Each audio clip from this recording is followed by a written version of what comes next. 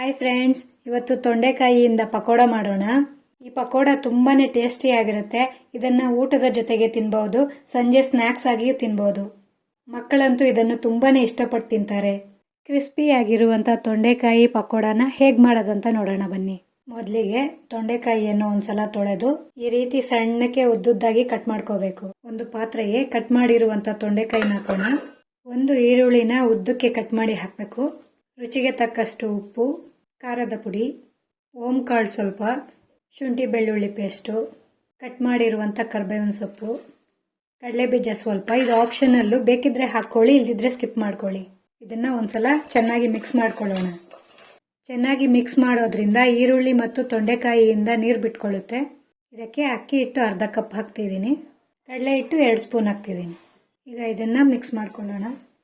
ಇದಕ್ಕೆ ನೀರು ಸೇರಿಸಬೇಕಾಗಿಲ್ಲ, ಅವಶ್ಯಕತೆ ಇದ್ರೆ ಒಂದು ಸ್ವಲ್ಪ ನೀರನ್ನ ಈ ರೀತಿ ಚಿಮಿಸ್ಕೊಳ್ಳಿ ಸಾಕು. ನಾನು ಯಾವುದೇ ರೀತಿ ಫುಡ್ ಕಲರ್ ಹಾಕಿಲ್ಲ, ನಿಮಗೆ ಬೇಕಿದ್ರೆ ಹಾಕ್ಕೋಬಹುದು.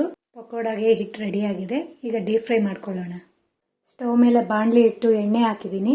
ಎಣ್ಣೆ ಬಿಸಿ ಆದ್ಮೇಲೆ ಸ್ವಲ್ಪ ಸ್ವಲ್ಪನೇ ಪಕೋಡ ರೀತಿ ಹಾಕೋಣ. ಒಂದಕ್ಕೊಂದು ಅಂಟದಿರ ದೂರ ಹಾಕೊಳ್ಳೋಣ. ಓವರ್ಲೋಡ್ ಮಾಡ್ದಿರ ಸ್ವಲ್ಪ ಸ್ವಲ್ಪನೇ ಹಾಕೊಂಡು ಫ್ರೈ ಮಾಡೋಣ. ಹಸಿ ತೊಂಡೆಕಾಯಿ ಆಗಿರೋದ್ರಿಂದ ಫ್ರೈ ಆಗ್ಲಿಕ್ಕೆ ಸ್ವಲ್ಪ ಟೈಮ್ ತಗೊಳುತ್ತೆ. ಹೈ ಫ್ಲೇಮ್ ಅಲ್ಲಿ ಫ್ರೈ ಮಾಡೋದ್ರಿಂದ ತೊಂಡೆಕಾಯಿ ಕ್ರಿಸ್ಪಿ ಆಗಿ ಬರುತ್ತೆ. ತೊಂಡೆಕಾಯಿ ಅಂದ್ರೆ ಇಷ್ಟ ಇಲ್ಲದೆ ಇರೋರಿಗೆ ಈ ರೀತಿ ಪಕೋಡ ಮಾಡಿಕೊಟ್ರೆ ತುಂಬಾ ಇಷ್ಟಪಟ್ಟು ತಿಂತಾರೆ.